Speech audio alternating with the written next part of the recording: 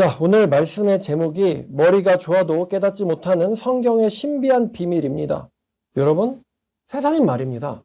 머리가 좋은데 성경에 대해서만큼은 엉뚱한 소리를 하는 사람이 정말 많습니다. 직업이 의사거나 혹은 교수거나 할지라도 심지어 책을 많이 읽은 사람도 성경을 올바르게 이해하는 사람들이 많지 않습니다. 제 생각에, 아니, 여러분들도 느낄 겁니다. 머리가 좋은 것과 신앙이 좋은 것은 별개다. 이게 정말 흥미로운 주제이기도 합니다. 머리가 좋은 것과 신앙심이 좋은 건 별개다. 아마 그 머리가 좋으신 사람들은 저렇게 무식하니까 종교 생활을 하는 거야 라고 생각하실 것 같기도 해요. 왜냐하면 신앙심이 좋은 사람들 중에 머리가 좋은 사람들이 많지는 않은 것 같습니다.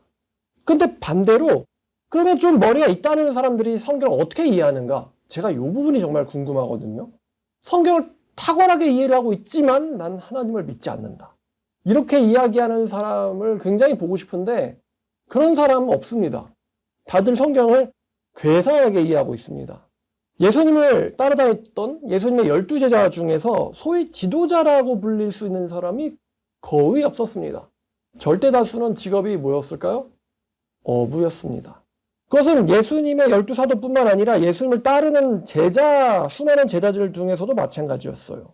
유대인들 중에서 학자라고 불리는 사람들, 제사장들, 바리새파 사람들, 사두개파 사람들, 율법 교사들, 서기관들, 이런 사람들 중에 예수님을 믿는 사람은 많지 않았습니다.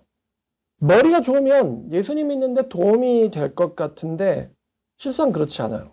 왜 그런가 해봤더니 머리가 좋은 만큼 머리가 좋은 사람들은 뭐를 부리냐면 꾀를 부립니다. 머리가 좋을수록 믿음을 갖기가 힘든 거예요.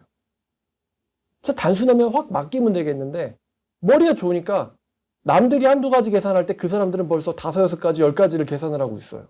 그래서 내려지는 결론이 결코 좋은 결론이 안 나오니까 믿음의 자신을 맡기기가 굉장히 힘든 겁니다. 성경에서 복음이라는 단어가 쓰일 때 종종 붙어 다니는 단어가 있습니다. 바로 신비 혹은 비밀이라고 번역되는 미스테리온이라는 단어입니다. 미스테리온. 미스테리가 아니라 미스테리온입니다. 자, 신비로 번역될 때는 이런 성경 구절이 있어요. 로마서 16장 26절입니다. 이제는 나타내신 바 되었으며 영원하신 하나님의 명을 따라 선지자들의 글로 말미암아 모든 민족이 믿어 순종하게 하시려고 알게 하신 바 그 신비의 계시를 따라 된 것이니 이 복음으로 너희를 능히 경고케 하실. 신비의 계시, 여기서 신비라는 단어가 미스테리온입니다. 자, 그리고 비밀이라는 단어로 쓸 때는 이런 느낌인데요. 에베소서 또 나를 위하여 구할 것은 내게 말씀을 주사 나로 입을 열어 복음의 비밀을 담대히 알리게 하옵소서 할 것이니 복음의 비밀이라는 단어가 나오죠. 자, 그 다음 또 골로새서입니다. 골로새서 1장 26절. 이제 이 비밀은 만세와 만대로부터 감추어졌던 것인데 이제는 그의 성도들에게 나타났고, 이 비밀이라는 단어 대신에 이제 어떤 단어를 집어넣으면 의미가 똑같을까요? 제가 조금 전에 힌트를 드렸는데 복음. 이 복음은 만세와 만대로부터 감춰졌던 것인데 이제는 그의 성도들에게 나타났고. 그러니까 복음의 속성이 뭐라고요? 이 미스테리온이에요. 미스테리온. 자, 디모데 전서 3장 9절입니다. 이 감독 집사를 임명할 때에 이 사람들은 깨끗한 양심의 믿음의 비밀을 가진 자여야 한다. 비밀을 가진 자여야 한다. 이렇게 우리가 이거를 잘못 이해하면은 뭔가 음흉하고 꿍꿍이가 있는 사람을 집사로 임명해라. 이런 식으로 번역을 할 수도 있겠죠. 근데 믿음의 비밀, 믿음의 신비를 가진 사람이어야 한다. 자, 그럼 복음이란 단어랑 이 미스테리온이라는 단어랑 사실 비슷하게 쓰이는데요. 미스테리온이 영어의 어떤 단어의 어원일까요? 미스테리라는 단어의 어원입니다. 근데 미스테리라는 단어는 우리가 사실 한글로 번역을 안 하고 그냥 자연스럽게 쓰는 단어이기도 합니다. 그거 참 미스테리네. 이걸 한글로 바꾸면 어떻게 되죠? 그거 참 수상하네. 이렇게 하면 좀 이상하고 수수께끼네. 제가 어저께 보니까 수수께끼라는 단어가 제일 많이 쓰이더라고요. 자, 근데 미스테리라는 게 보통 이제 텔레비 채널 같은 데서 뭔가 이제 불가사의한 이런 것들을 이제 이야기해 줄 때 우리에게 이제 미스테리다 이렇게 써서 뭔가 수상한, 뭔가 좀 이상한 이런 느낌으로 다가오는데, 그럼 복음이 수상하거나 이상하거나 하는 건 좀 이상하죠. 이 미스테리온이란 단어를 우리에게 맞게 바꾼다면 한마디로 하면 이런 느낌입니다. 이성으로 이해가 안 되는, 이성으로 이해가 안 되는. 또 다르게 설명하면 이성을 초월한, 이성으로 이해가 안 되고 이성을 초월한, 이게 미스테리예요. 우리가 텔레비에서 보는 미스테리들은 아하 하면서 나중에 알고 보면은 비밀이 밝혀지잖아요. 그리고 그거를 머리로 이해하는데 어렵지 않죠. 어떤 그 동물 거 보니까 어떤 한 마을에서 황금 잉어인가? 잉어가 몇 년 동안 계속 사라지는 거예요. 근데 몇 년 만에 비밀이 밝혀졌는데 알고 봤더니 강에 살고 있는 수달이 1km를 뛰어와가지고 잉어만 잡아먹고 간 겁니다.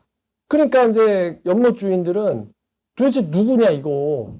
결국에는 찾아냈어요. 미스테리가 아니었죠. 수로를 따라 올라온 수달이었습니다. 자, 그래서 이제 미스테리는 별로 어려울 게 없단 말이에요. 우리 정서에는. 근데 성경에서 표현되는 이 미스테리라는 거는 알고 봤더니 어렵지 않은 데가 아닙니다. 이성을 초월했고 여전히 이해를 넘어 있는 부분입니다. 근데 그 인간의 이성을 초월했고 이성으로 온전히 이해할 수 없는 속성을 가진 게 바로 복음이라고 했잖아요. 근데 그 복음을 믿고 있으니까 이 믿음의 신비를 가진 사람들이라고 바울은 표현을 하고 있죠. 왜 복음이 인간의 이성을 초월해 있는가? 하나님의 속성 때문인데 복음을 주신 분이죠. 하나님은 이성적이신데 인간의 이성을 초월하는 분입니다. 이 말은 하나님은 비이성적인 존재다, 이런 표현이 아니죠. 이런 뜻이 아닙니다. 하나님의 이성을 가늠하기엔 우리 인간의 이성이 하나님의 이성을 절대로 따라가지 못한다는 것이죠. 인간이란 존재는요, 근본적으로 교만이라는 본질을 갖고 있습니다. 이건 저도 마찬가지고요. 모든 사람들이 마찬가지예요. 교만이라는 본질을 갖고 있어요. 다른 말로 하면 모든 것을 자기 머리로 이해할 수 있다고 생각하는 것이죠. 그러나 이게 얼마나 어리석은지 우리는 인간의 이성을 초월하는 개념에 대해서 얼마든지 이 반례를 떠올릴 수 있습니다. 예를 들어서 여러분, 바다의 모든 물의 부피가 얼마나 될까요? 바다? 그럼 대충 지구 부분 떠올리고 파란 부분 떠올리잖아요. 자, 여러분이 평생 내내 마실 수 있는 물이 얼만큼 될까요? 제가 계산해 봤거든요. 하루에 한 2리터, 물을 많이 마시는 사람들이 2리터쯤 마신다고 합니다. 한 2리터의 물을 70살쯤 산다고 가정했을 때, 어렸을 때는 물을 2리터씩 마시진 않겠죠. 갓난아기들이 2리터씩 먹겠습니까? 가정했을 때 대략 평생 마시는 물의 양이 한 3만 리터가 넘습니다. 3만 리터? 그러면은 가늠이 와요? 안 오죠. 근데 제가 여러분들이 상상할 수 있게 바꿔드리면은, 운전하다 보시면 앞에 유조차들 다니잖아요. 걔네들이 대략 한 15,000리터 정도 되는 탱크를 갖고 다녀요. 커다란 거 있잖아요. 우유를 나르기도 하고 석유를 나르기도 하고. 그럼 그 트럭 2대가 여러분들이 평생 마시는 물의 양입니다. 이렇게 생각하니까 머리로 들어오죠. 여러분들이 그러면은 만약에 바닷물을 마셔서 평생 동안 없앤다고 한다면 여러분들이 평생 동안 마셔서 없앨 수 있는 바닷물의 양은 바닷물 전체 양의 몇 %나 될까요? 자, 바닷물 전체 양에서 이제 뭐 이걸 소금인데 어떻게 마셔요? 아니면 뭐 먹고 싸면 다시 바다로 가요. 뭐 이렇게 얘기하지 마시고, 이거를 우리가 민물로 바꿔서 마실 수 있다고 했을 때 바닷물의 몇 %를 우리가 마실 수 있을까? 평생 동안. 뭐 어떻게 이거 계산했다니까요? 자, 계산을 해봤는데요. 답은 0.00000000000000000438%입니다. 우리가 혼자서 평생 물을 마셔서 바닷물을 얼만큼 없애버릴 수 있을까? 가 이제 이만큼입니다. 자, 그럼 반대로 바닷물이 얼마나 갈까? 뭐 0.00 이하로 내려가면 이제 그때부터 이제 가늠이 안 되잖아요, 여러분. 자, 또 이성으로 가늠이 상상은 되는데 이성으로 가늠이 힘든 거. 빅뱅 이론에 따르면 온 우주가 한 점에서 시작됐습니다. 한 점, 포인트에서. 자, 그러면 여러분이 한 점이었었겠죠? 여러분은 한 점으로 만들고 지구를 한 점으로 만듭시다. 그 다음에 태양계를 한 점으로 만듭시다. 그 다음에 온 우주를 한 점으로 압축을 해버립시다. 자, 그러면 그 점의 무게는 얼만큼일까요? 여러분이 점이 되는 거 상상해 본 적 있으세요? 근데 원래 점에서 나왔대요. 그리고 그렇게 무게가 뭉쳐 있을 때 일그러지는 시간은 얼마나 될까요? 조금 그냥 천문학을 모르는 사람도 중력이 강하면 시간이 일그러진대 이런 표현을 들어본 적이 있지 않습니까? 하나님께서 욥에게 던져주신 질문이 이렇습니다. 욥기 38장에 이런 말이 있죠. 내가 땅에 기초를 놓을 때 넌 어디에 있었느냐? 내가 땅에 기초를 놓을 때 넌 어디에 있었느냐? 네가 이성이 있고 지혜가 있다면 말할지어다. 할 말이 있어요, 없어요? 없죠. 여러분이 양수 안에 계셨을 때에 상상이 됩니까? 안 되죠. 근데 있었을 거다. 왜냐면 우리가 다른 아기들이 나오는 걸 보면서 이제 짐작을 하잖아요. 나도 저렇게 나왔겠군. 그럼 여러분들이 양수 안에 계셨을 때에 숨을 쉬었을까요? 안 쉬었을까요? 숨을 안 쉬고 사는 게 느낌이 와요? 상상이 됩니까? 1분도 못 참는데. 양수 바깥으로 나왔을 때 숨은 갑자기 어떻게 쉬기 시작했을까요? 숨 쉬는 방법은 아마 갓난아기 때는 숨이라는 개념이 없었겠죠? 배꼽으로 숨을 쉬었을 테니까. 숨 쉬는 방법은 누가 알려줘서 어떻게 터득했죠? 근데 우리는 분명 그랬던 시절이 있었을 거란 말이죠. 다른 애기들을 관찰해보면.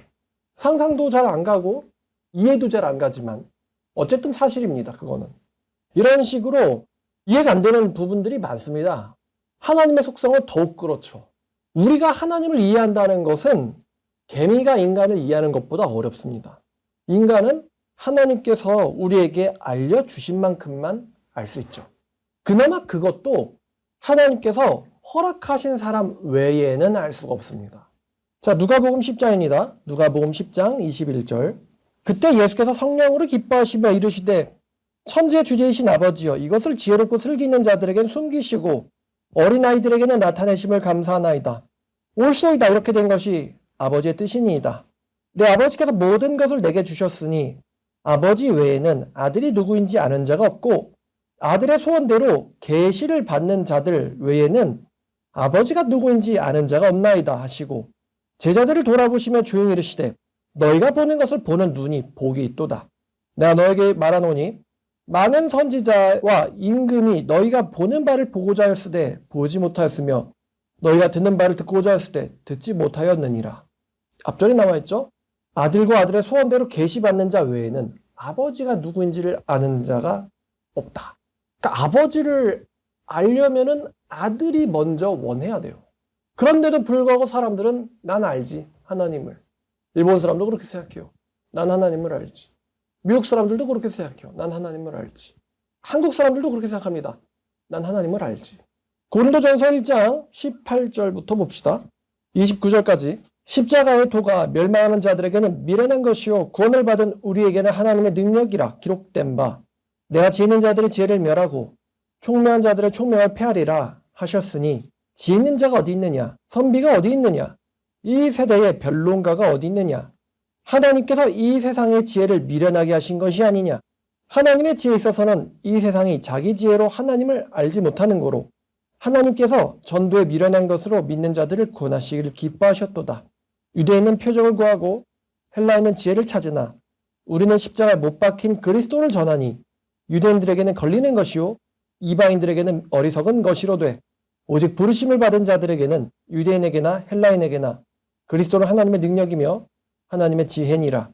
왜냐하면 하나님의 어리석음이 사람보다 지혜롭고 하나님의 연약하심이 사람보다 강하기 때문이니라. 형제들아 너희들의 부르심을 보라. 육체를 따라 지혜로운 자가 많지 아니하며 능력 있는 자가 많지 아니하며 가문 좋은 자가 많지 아니하도다. 그러나 하나님께서 이 세상에 어리석은 것들을 선택하사 지혜 있는 자들을 부끄럽게 하려 하시고 이 세상에 연약한 것들을 선택하사 강한 것들을 부끄럽게 하려 하시며 하나님께서 이 세상에 천한 것들과 멸시받는 것들과 없는 것들을 선택하사 있는 것들을 폐하려 하시나니 이는 아무 육체도 하나님 앞에서 자랑하지 못하게 하려 하심이라. 그리고 2장 7절부터입니다. 우리는 오직 은밀한 가운데 감추어져 있는 하나님의 지혜를 말하는데 곧 감추어졌던 것으로 하나님께서 우리의 영광을 위하여 창세 전에 미리 정하신 것이라. 이 지혜는 이 세상의 통치자들이 한 사람도 알지 못하였나니 만일 그들이 알았더라면 영광의 주님을 십자가에 처형하는 일은 없었으리라. 기록된 바 하나님께서 자기를 사랑할 자들을 위하여 예비하신 모든 것은 인간의 눈으로 보지 못했고 귀로 듣지 못했고 사람의 마음으로 생각하지도 못하였다 함과 같으니라. 자, 여기까지입니다. 여기서 지혜라는 단어, 이 단어가 복음이란 단어랑 치환이 될 것 같습니다. 인간의 이성으로는 하나님의 마음을 알 수도 없고 거기에 대해서 생각하지도 못한다 라고 바울은 말합니다. 이게 하나님의 초월성이죠. 자, 어떤 사람이 이런 말을 하더라고요. 예수님은 심지어 하나님의 말씀을 넘을 수 있는 분이다. 그건 성경을 잘 모르는 이야기입니다. 자, 요한복음 5장 봅시다. 요한복음 5장 19절입니다. 그러므로 예수께서 그들에게 이르시되 내가 진실로 진실로 너희에게 이르노니 아들이 아버지께서 하시는 일을 보지 않고는 아무것도 스스로 할 수 없나니 아버지께서 행하시는 그것을 아들도 그와 같이 하느니라. 또 30절 나는 아무것도 스스로 할 수 없노라. 나는 듣는 대로 심판하노니 나는 나의 뜻대로 하지 아니하고 나를 보내신 이의 뜻대로 하려 함으로 내 심판은 의로우니라. 이 말씀을 보면 예수님은 아버지의 말씀을 넘어서 행하시지 않는다는 것을 알 수가 있습니다. 자, 그럼 질문이죠. 예수님은 본질 이 하나님이신 분입니다. 근데 하나님이신 분이 왜 아버지의 말씀, 성경을 넘어서 행동하시지 않으실까요? 자, 근데 아들이 아버지의 말씀을 넘어서 행동하지 않는다. 이 원칙과 똑같은 원칙은 아버지 본인도 갖고 계신 원칙입니다. 아모스 3장 7절을 보면 주 여호와께서는 자기의 비밀을 그 종 선지자에게 보이지 아니하시고는 결코 행하심이 없으시리라. 자, 이 말씀을 보더라도 하나님께서는 자신이 선지자들을 통하여 말씀하신 것 넘어서는 행하시지 않는다는 것입니다. 왜 하나님조차도 하나님께서 선지자들에게 말씀하신 것을 넘어서는 행동하시지 않으실까요? 왜 자신의 말씀 안에서만 행동하실까요? 여러분들이 이해할 수 있게 한번 예시를 들어보겠습니다. 여러분이 살다 보면 종종 계약서를 씁니다. 종이 쪼가리죠. 여러분은 계약서에 적힌 것들, 그 조건, 약속을 어길 수 있는 능력이 있습니다. 걔는 종이 쪼가리에 불과하거든요. 그럼에도 불구하고 여러분들은 그 계약의 조건 안에 머물기를 원하시죠. 만약에 계약서에 이렇게 적혀 있는데도 그 계약서에 적힌 내용을 넘어서 행동을 한다면 우리는 그 사람을 뭐라고 부를까요? 그렇습니다. 사기꾼이라고 부릅니다. 사기꾼이라고 불러요. 왜 많은 사람들이 계약서 안에 머무르려고 할까요? 왜? 여러분 왜 계약된 거 며칠까지 월세 보내주세요. 며칠까지 관리비 내주세요. 왜 여러분들이 적혀있는 내용을 어기지 않으려고 여러분들은 할까요? 쉽게 말하면 처벌이 두렵기 때문 아닐까요? 처벌이 두렵기 때문에. 자, 처벌이 두렵기 때문에 여러분들은 계약서에 있는 거를 지킵니다. 자, 근데 이제 계약서 대신에 이런 사항도 가정해보죠. 여러분이 어린이와 약속을 합니다. 어린이와 약속을 합니다. 계약서 대신 약속을 하는 거죠. 근데 그 어린이는 여러분을 처벌할 수도 없고 약속 안 지켰대요 하면서 여러분들을 불명예스럽게 만들 수도 없습니다. 걔는 완전히 어린이니까요. 자, 근데 만약에 여러분들께서 어린이와 약속을 하면 그 어린이와의 약속을 왜 지키실까요? 어린이에 의해서 여러분들의 명예가 더러워질까봐? 어린이가 여러분들의 사회생활 못할 정도로 여러분을 매장시킬까봐? 어린이가 여러분을 처벌시킬 수 있기 때문에 저거 사준다고 했잖아. 구속! 탄핵이다! 이러면서. 아니면은 그 아이가 삐뚤게 자랄까봐. 자, 왜 초월하시는 분이, 전능하신 분이 스스로 자신의 말씀 아래에 있기를 원하셨을까? 우리가 신을 처벌할 수 있어요? 우리가 신에게 사회생활을 못할 만큼 불명예를 안길 수가 있나요? 아니면 삐뚤어질 거야. 글쎄요. 여러분들이 삐뚤어질까봐? 하나님 앞에서? 여러분 삐뚤어지면 하나님한테 손해가 가나요? 이런 질문도 가능하죠. 계약해놓고 사기치면 우리가 그런 사람들을 전세 사기 이렇게 표현하잖아요. 신이 거짓말쟁이가 돼서는 안 되나요? 신이 거짓과 악을 사랑하셔서는 안 되나요? 근데 왜 신이 그러시지 않기로 스스로 정하셨을까요? 왜? 처벌도 없고 불명예도 없다면 왜 신이 그러시기로 했을까요? 아까 자기의 비밀을 선지자들에게 보이지 않고도 행하심이 없다 그랬잖아요. 언제나 법보다 빠른 건 이거 아닙니까? 신 같은 경우가 이게 얼마나 세겠어요.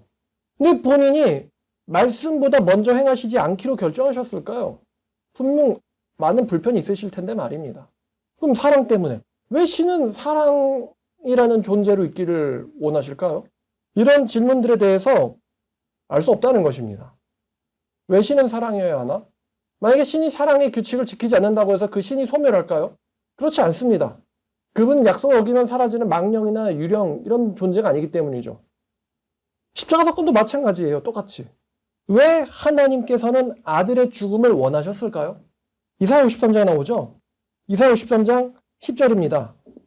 여호와께서 그가 상함받는 것을 즐거워하시고 원하사 질고를 당하게 하셨은즉 그의 영혼을 속건제물로 드리게 이르면 그가 씨를 보게 되면 그의 날을 길 것이요 그의 손으로 여호와께서 기뻐하시는 뜻을 성취하리로다. 여호와는 그의 상함을 원하셨다. 여호와께서는 그의 죽기를 원하셨다. 죽음을 원하셨다. 자, 근데 마태복음 26장 30절을 보면은 마태복음 26장입니다. 자, 39절입니다. 26장 39절. 조금 나아가사 얼굴을 땅에 대시고 엎드려 기도하시며 이르시되 내 아버지여 만일 할 만하시거든 이 잔을 내게서 지나가게 하옵소서. 그러나 나의 원대로 하지 마옵시고 아버지의 원대로 하옵소서 하시고. 자, 이 말씀 통해서 보면은 예수님이 죽기를 원하셨을까요? 예수님은 죽기를 원하시지 않았습니다. 이 잔을 내게서 지나가게 하옵소서. 그러면 예수님이 도대체 왜 십자가를 지셨을까요? 하나님께서 자기 자신의 말씀을 지키기로 하신 건데 이 역시 미스테리입니다. 여러분들은 약속을 해놓고 막상 그 당일이 됐을 때 그 약속을 지키고 싶지 않은 경우가 많죠. 어느 날 만나자 했을 때 그날이 됐을 때 별로 만나고 싶지 않을 수도 있잖아요. 어느 날까지 하겠습니다 라고 했을 때 그날이 됐을 때 하고 싶지 않을 수가 있죠. 왜 하나님께서는 십자가에서 못 박혀 죽으시기로 결정을 하셨는가? 하나님이 이거 아플 것 같다. 그냥 모든 인간의 죄를 사하기로 하자. 십자가 지지 않고. 그러실 수도 있는 분입니다. 근데 하나님 왜 그러셨을까? 역시 이게 미스테리입니다. 어떤 사람이 만약에 나는 하나님을 다 이해한다 라고 말한다면 그 사람은 스스로 함정에 빠져버립니다. 에덴 동산에서 뱀이 우리에게 약속했던 게 하나 있습니다. 무엇이냐면 네가 하나님처럼 될 것이다. 네가 하나님처럼 될 것이다. 창세기 3장 5절이거든요. 하나님처럼 될 거다라는 말에 속아서 우리가 뭐까지 먹었죠? 선악과까지 먹었지만 하나님을 이해하는 데 성공했어요? 성공하지 못했습니다. 어떤 아주 유명한 기독교 변증가가 하나님의 존재 증명 중 한 가지 이유로 우리 인간의 믿음의 신비를 이야기했습니다. 그러나 이것은 비이성적이라고 이야기하지 않더라고요. 왜 그렇게 철학적이고 논리적인 사람이 궁극적으로 내놓는 답변 중에 하나가 바로 믿음이라는 답변을 내놓을까? 우리의 이해로는 하나님을 완전히 이해할 수 없기 때문에 하나님의 이성의 한계는 측정이 불가능하고 그걸 성공한 사람은 없어요. 하나님의 한계가 측정 불가능하기 때문에 우리가 하나님을 믿는 신앙의 어떤 영역은 신비의 영역으로 남아 있습니다. 미스테리죠, 이거. 사도 바울이 성령을 받고도 복음이라는 단어를 언급할 때 신비라는 단어 혹은 신비의 비밀이라는 복음의 속성을 같이 언급한 이유가 마찬가지입니다. 만약에 이성으로 하나님의 모든 것을 알 수 있다고 한다면 성도들보다도 가장 많이 외국어를 말하는 사람이 바울이거든요. 그 바울이 진작에 그 이성의 궁극점에 도달했을 겁니다. 그러나 수십 년간 복음을 연구한 바울이 원숙했을 때요. 그가 성경을 기록하면서 복음의 속성을 말할 때 이 사람이 쓴 단어는 미스테리였습니다. 신비, 비밀이라는 것이죠. 복음을 수십 년 동안 연구하고 그것을 평생 전해온 바울에게도 복음은 바울에게 여전히 신비와 비밀의 속성을 갖고 있는 거였어요. 한 20, 30년 믿으니까 다 풀렸다. 어려운 거 없더라. 그래서 바울이 전부 다 이성으로 풀어서 전하지 않았을까요? 그러나 복음을 평생 전했던 복음 전문가 바울도 복음은 여전히 신비로 남아있다. 완전히 이해하는 게 불가능하다. 미스테리온. 우리는 이성적인 존재지만 이성으로 모든 걸 이해할 수가 없습니다. 따라서 이해할 수 없는 영역은 이해할 수 없는 영역으로 남겨놓을 줄 아는 것이 이성적인 행동입니다. 모든 것을 이성으로 이해할 수 있다라고 생각한다면 그 사람은 비이성적인 사람입니다. 그 사람은 이성적인 것이 뭔지를 모릅니다. 많은 사람들이 하나님에 대해서 자기 머리로 이해할 수 있다고 생각하기 때문에 복음을 받아들이지 못합니다. 일본 사람들도 마찬가지고요. 우리나라 사람들도 마찬가지입니다. 내가 아는 하나님은 그런 사람이 아니야. 하나님의 심판을 받아들이지 못합니다. 그런 거로 심판을 받아들이지 않는데 어떻게 구원을 받아들이겠어요? 심판을 받아들일 줄 알아야지 구원도 받아들이는 거 아니겠습니까? 누구의 심판으로부터 구원받는 건데요? 뭐 자연재해로부터 구원받는 겁니까? 우리 기독교가 추구하는 게 자연재해로부터의 구원이에요? 아니죠. 하나님의 심판으로부터의 구원입니다. 따라서 하나님의 구원도 받아들이지 못합니다. 하나님의 구원을 받아들이지 못하니까 하나님의 필요성도 받아들이지 못하는 거죠. 그 사람들이 기껏해서 생각해서 한다는 말은 이것입니다. 아직도 그런 걸 믿는 사람이 있냐? 아직도 그런 걸 믿는 사람이 있냐? 이미 하나님에 대해서 자기는 다 이성으로 이해했다는 것이죠. 그러니까 아직도 그런 걸 믿는 사람이 있냐? 이런 말을 하는 것입니다. 근데 막상 그 사람들과 대화를 해보면 실제로 그 사람들은 아무것도 모르는 상태에 있다는 것이죠. 아무것도 몰라요. 많은 사람들이 하나님의 심판을 비웃습니다. 특히 한국 사람들이 하나님의 심판을 비웃죠. 제가 어저께 이렇게 말을 했는데 하나님이 한국을 심판하실 거다. 근데 하나님께서 한국을 심판하실 때요. 솔직히 말하면 하나님도 필요 없어요. 트럼프가 연단에서 한마디만 해도요. 심지어는 한마디도 필요 없이 책상에서 사인 한 번만 하셔도 한국을 멸망시키실 수 있습니다. 하나님도 나오실 필요 없어요. 트럼프가 사인 한 번만 해도 한국은 멸망할 수 있습니다. 그게 솔직히 말하면 한국의 위치죠. 자주 이러는데요. 성경에 나와 있듯이 자기보다 강한 자와는 다툴 수가 없는 겁니다. 한국의 위치는 그 정도밖에 되지 않는다. 그 안에 5천만 명 중에 한 명인 나의 능력과 가치, 위치는 어느 정도일까요? 트럼프가 사인 한 번으로도 우리나라를 멸망시킬 수 있는데, 근데 미국이 그거를 원하지 않을 뿐이죠. 그런데 그 트럼프도 무서워하는 분이 누구예요? 트럼프가 위에 나의 보스가 있다 그랬어요. 트럼프도 무서워하는 분이 누굽니까? 하나님이에요. 트럼프가 무서워하는 게 뭐예요? 하나님의 심판입니다. 지구의 최강의 남자라고 할 수 있는 트럼프도 하나님을 무서워하고 하나님의 심판을 무서워해서 예수를 믿습니다. 그 사람의 믿음이 진짜인지는 제가 그 사람을 개인적으로 모르기 때문에 말할 수는 없지만 사인 하나로도 한국을 멸망시킬 수 있는 수천 번은 멸망시킬 수 있는 힘을 가진 우리를 수천 번은 멸망시킬 수 있는 힘을 가진 이 대한민국 사람 하나가 하나님을 무서워하지 않고 하나님의 심판을 비웃는 게 이게 저는 재밌다고 생각합니다. 재밌구나 이거. 정말 격차를 이렇게도 모를 수가 있을까? 사인 하나로 한국을 멸망시킬 수 있는 그 트럼프도 하나님을 무서워해서 하나님을 믿고 예수님을 믿습니다. 근데 여러분은 하나님의 심판을 두려워하지 않습니까? 할 말 있어요? 없죠. 심판해 보라 그래. 그 말을 들은 트럼프가 만약에 쟤 싫어 이러면서 사인 한번 딱 하면은 그러진 않겠지만요. 그럼 트럼프가 사인 못하는 게 한국이 무서워서예요? 아니죠. 그럼 하나님이 심판 못하시는 이유가 그 사람이 무서워서예요? 역시 아닙니다. 이게 굉장히 재밌다는 거예요. 왜 저 사람은 하나님 무서워하지 않을까? 많은 사람들이 저 사람보다 수만 배는 센 사람도 하나님 무서워하는데. 자, 이사야 6장입니다. 이사야 6장 9절. 비슷한 역사적 상황 속에서 이사야가 하나님께 들은 말씀입니다. 이사야 6장 9절입니다.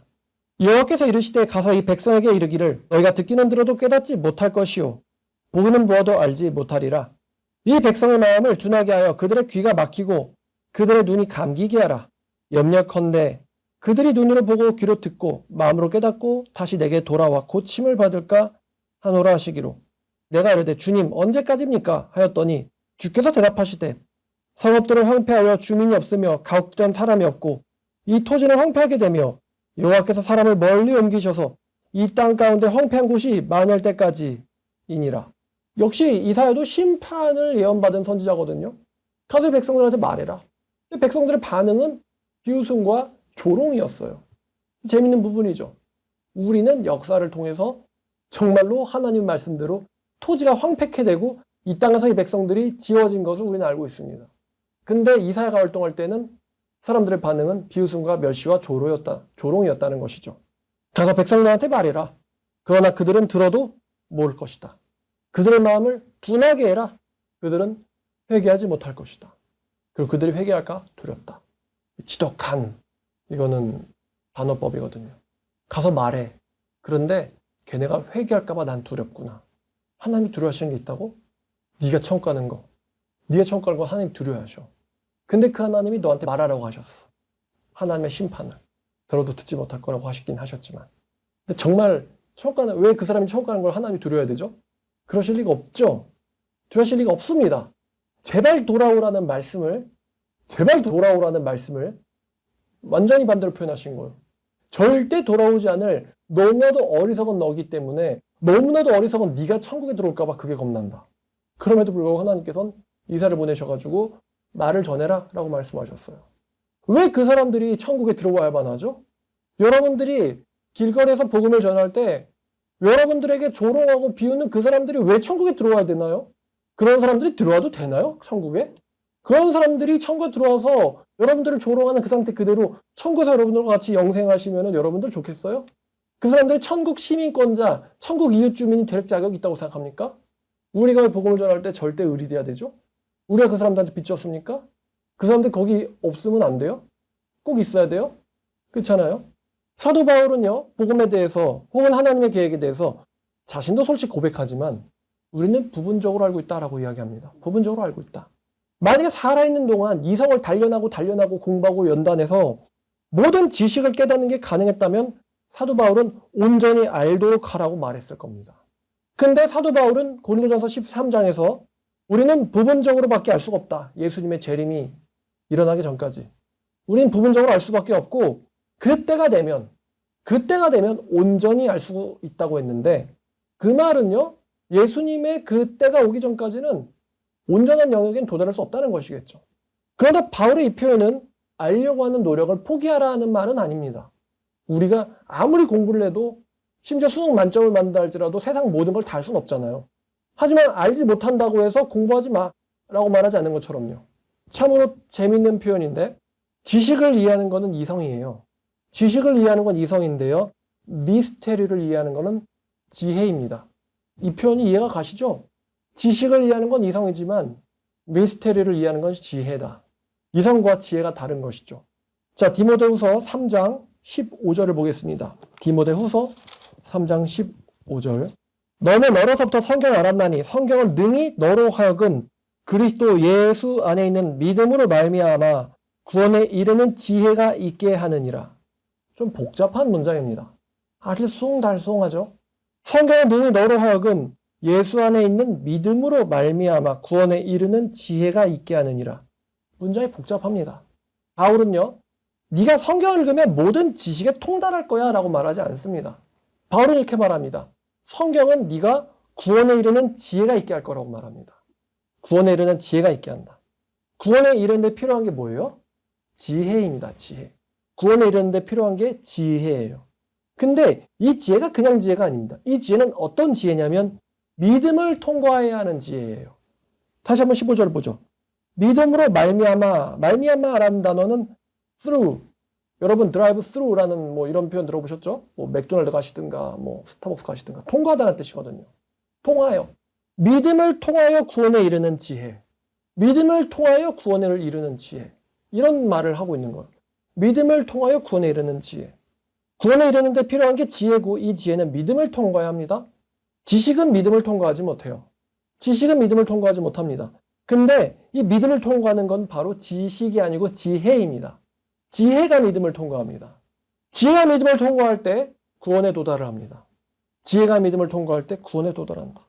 우리의 실생활로 쉽게 보면은 아니 왜 시간 아깝게 돈 아깝게 왜 교회를 가? 이거는 지식으로는 안 되는 거예요. 이건 지혜로 되는 겁니다. 하나님께 헌신하는 걸 누가 안다고 왜 그렇게 착하게 살려고 하는 거야? 이건 지식으로는 계산이 안 되는 부분입니다. 지혜로 계산이 됩니다. 누가 본다고 왜 그렇게 경건하게 살려고 해? 왜 하나님을 두려워하는 거야? 이 부분은 지식의 영역이 아닙니다. 지혜의 영역입니다. 이거는 옆 사람을 따져봤자 걔랑 결론이 안 나와요. 이건 걔의 지식으로는 알 수 없는 영역이거든요. 왜 하나님을 두려워해? 왜 교회를 다녀? 왜 거룩의 자신을 일치시키려고 해? 불편한데. 이성은 믿음과는 대립을 합니다. 왜냐하면 이성으로 이해되는 것에는 믿음이 필요하지 않기 때문이죠.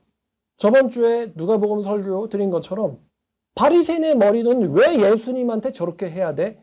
이게 이해가 안 돼요. 그런데 바리새인보다 교육을 받지 못한 그 동네에 죄를 지은 어떤 여자가 예수님에게 와서 눈물로 발을 닦고 향유를 묻습니다. 이 기이한 행동에 예수님께서는 아무 말도 안 하시죠. 비슷한 행동을 보고는 유다는 이런 말을 한 적이 있었죠. 저걸 왜 팔아가지고 가난한 자를 돕지 않느냐고. 유다는 그걸 이해했어요? 못했어요? 유다는 그걸 이해를 못했습니다. 왜 그 행동이 가장 지혜로운 행동인지 성경은 말하지 않습니다. 그러나 우리는 성경을 통해서 그 여자 행동이 정답이었음을 알고 있습니다. 정답이었음을 알고 있지만 그게 왜 정답인지 이성으로는 설명할 수 없다는 것입니다. 따라서 우리는 믿음을 비이성적이라고는 말할 수 없습니다. 왜냐하면 우리가 지혜를 비이성적이라고 말할 수 없음과 마찬가지죠. 자, 따라서 결론적으로 믿음을 통과한 지혜, 구원에 이르는 지혜를 여러분들이 얻을 수 있도록 추구하셔야 합니다. 디모데후서 3장 14절부터 17절까지입니다. 자, 어떻게 우리가 그 지혜에 이를 수가 있을까요? 그러나 너는 배우고 확신한 일에 거하라. 너는 네가 누구에게서 배운 것을 알며 또 어려서부터 네가 성경을 알았나니 성경은 능히 너로 하여금 그리스도 예수 안에 있는 믿음을 통하여 구원에 이르는 지혜가 있게 하느니라. 모든 성경은 하나님의 감동으로 된 것으로 교훈과 책망과 바르게 함과 의로 교육하기에 유익하니 이는 하나님의 사람으로 온전케 하며 모든 선한 일을 행할 능력을 갖추게 하려 함이라. 멋있는 말씀이죠. 성경은 능히 너로 지혜에 이르게 한다. 어떻게 이룰 수 있느냐? 여러분 질문할게요. 우리가 어떻게 그 구원에 이르는 지혜를 가질 수가 있죠? 바울이 여기 한 이 문장에서 어떤 답을 제시합니까? 배우고 확신한 일에 거하래죠. 정답은 성경을 묵상함으로써입니다. 성경을 묵상함으로써 여러분들은 구원에 이르는 믿음을 통과한 지혜에 도달할 수가 있습니다. 여러분들이 만약에 여러분보다 돈을 많이 벌었거나 여러분보다 성공했거나 여러분보다 공부를 많이 했거나 여러분보다 똑똑하거나 여러분보다 머리가 좋은 사람을 만났을 때 전혀 주눅들 필요가 없습니다. 왜냐하면은 자 고린도전서 8장 2절입니다. 만일 누구든지 무엇을 아는 줄로 생각한다면 아직도 마땅히 알 것은 알지 못하는 것이요.